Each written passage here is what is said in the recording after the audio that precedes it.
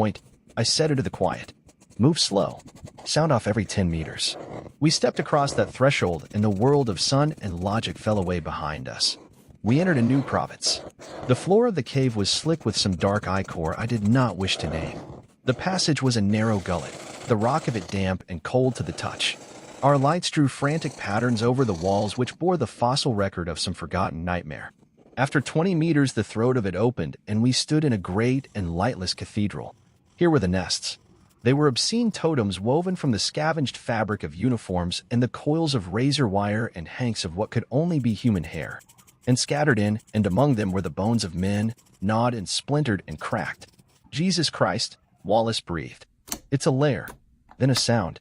It rose from the depths, and it echoed in that great and hollow dark. It was not a growl, nor was it a shriek.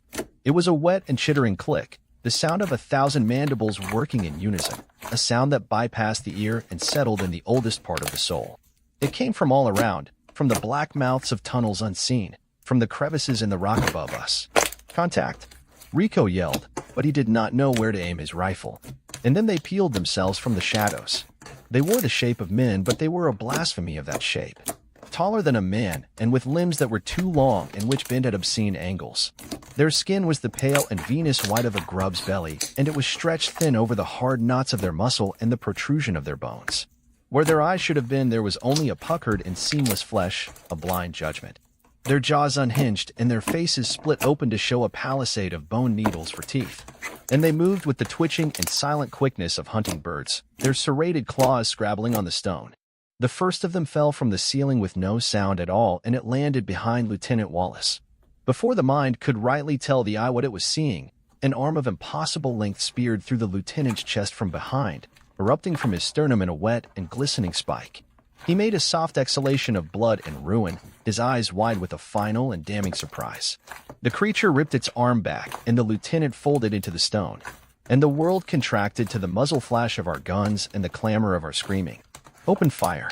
I roared, and the cavern devoured the sound as if it had never been. Rico answered with the M249, and its bellow was a blind and hammered prayer in that rock.